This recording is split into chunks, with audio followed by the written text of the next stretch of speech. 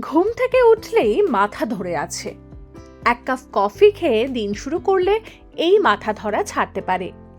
রাতে ভালো ঘুম না হলে সকালে মাথা ধরে থাকতে পারে। একে হিপনিক হেডেক বলে।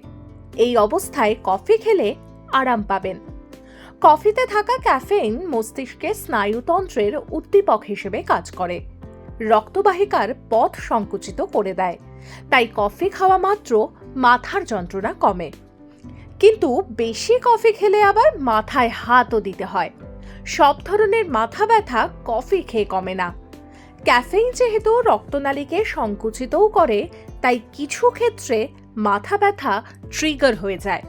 অত্যাধিক ক্যাফেইন গ্রহণ করলে অনেক সময় শরীর ডিহাইড্রেটও হয়ে যায়, তখন আবার মাথা ব্যথা শুরু হয়ে যায়। তাই মাথা ব্যথা হলে বুঝে শুনে কফি খান। ডাউনলোড করুন এই সময় অ্যাপ iOS ও অ্যান্ড্রয়েডের জন্য।